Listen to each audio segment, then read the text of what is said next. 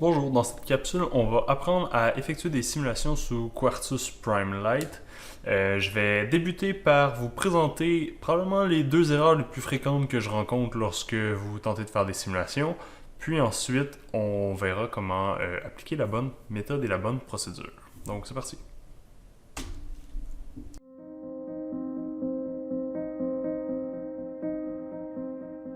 Donc, pour vous démontrer comment la simulation de design sous Quartus fonctionne, j'ai repris le premier exemple qu'on a créé ensemble dans la vidéo B et C qui vous montrait justement comment créer un projet et comment utiliser chacun des éléments graphiques de Quartus. Et si vous avez suivi ces vidéos-là, vous remarquez que j'ai un petit peu cleané le design. Donc, on a 8 switches qui vont être connectés à 8 LED par un ensemble de circuits logiques qui ne sert à rien, mais qui était là juste pour vous montrer comment ça fonctionne. Alors, pour simuler ce design et vérifier si la switch 7 allume bel et bien la LED numéro 7, on peut commencer par créer un fichier de simulation. Okay, mais ici, la première erreur que je tiens à vous montrer est au niveau de la notion de Top Level Entity. Si vous remarquez, le fichier de design actuellement s'appelle Design 1. Et si on va à l'intérieur de notre hiérarchie, le Top Level Entity s'appelle Premier exemple. Ce mismatch va nous empêcher de pouvoir créer un fichier de simulation. Donc, si vous suivez la procédure écrite que j'ai placée sur le site Moodle, on peut créer un nouveau fichier. Pour créer une simulation, on va aller dans la section de vérification, choisir le type de fichier University Program VWF, et si on appuie sur OK, notre fichier commence. Donc, on a ici un éditeur de chronogramme qui apparaît, dans lequel on va pouvoir créer une forme d'onde sur les différentes switches et voir si les différentes LED s'appliquent. Donc, pour être en mesure de faire notre forme d'onde, on a besoin des signaux à simuler. Pour arriver à les obtenir, on peut faire un right-click dans la liste de gauche, demander à insérer un signal, et on va vouloir les trouver. Donc, en appuyant sur Node Finder, tous les signaux disponibles devraient nous être affichés. Et si j'appuie sur Liste, on remarque qu'il n'y a aucun signal de disponible. Pourtant, on sait qu'on est censé avoir accès à cette switch et on est censé avoir accès à des LED également. Donc, notre première erreur énormément commune, et ça risque d'arriver à beaucoup de gens dans le premier laboratoire, va être au niveau d'une non-concordance entre le Top Level Entity et le fichier qu'on tente de simuler. Pour régler cette problématique-là, on doit s'assurer que notre hiérarchie, notre Top Level Entity, représente le fichier à simuler. Donc, on a juste besoin de faire un clic droit de souris sur le nom de notre fichier, setter ce composant-là comme étant le Top Level Entity, recompiler, super important, et sauvegarder également. Donc, une fois qu'on a défini le Top Level Entity, on sauvegarde, on compile. Pas besoin de faire le processus de compilation complet, on l'a dit, il est plus long que seulement la synthèse, et la synthèse est suffisante pour arriver à nos fins dans le cadre de la simulation. Donc, j'ai juste besoin ici de faire une synthèse rapide.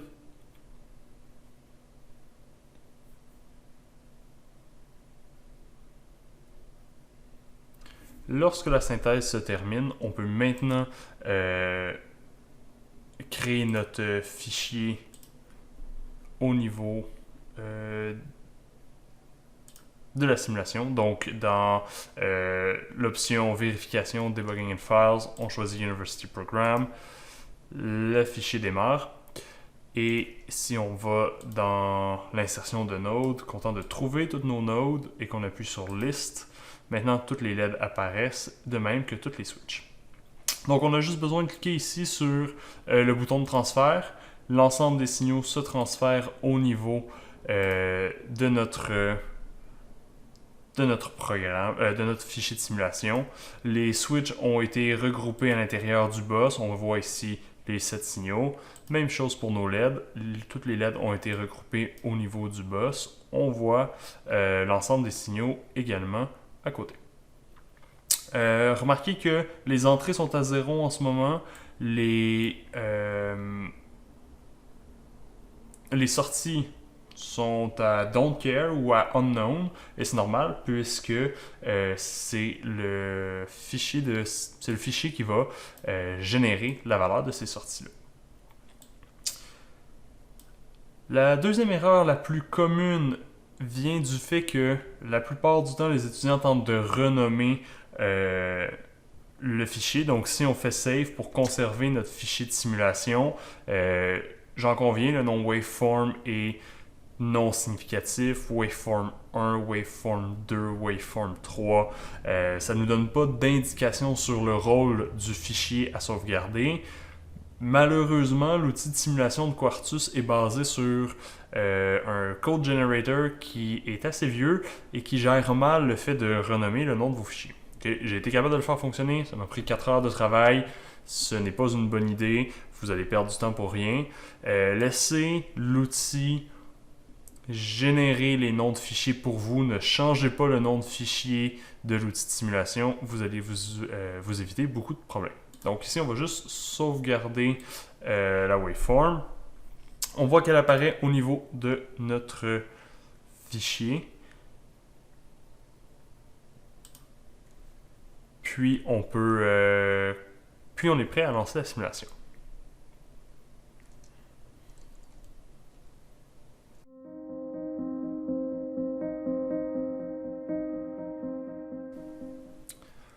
Alors, avant de commencer à éditer la forme d'onde, je préfère tout le temps rouler la simulation à vide. Donc, en ce moment, toutes mes entrées sont à 0 pour m'assurer que le fichier de simulation est configuré comme il faut. Alors, si on appuie sur le Run qui est ici, la simulation commence à être générée par le générateur de code. Et ça, c'est nouveau. Donc, une erreur vient d'apparaître.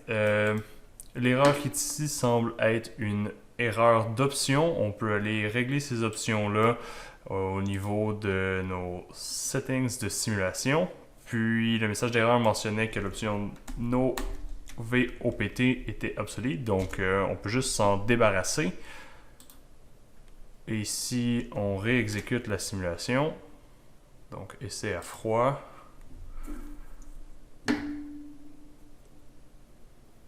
Everything's good.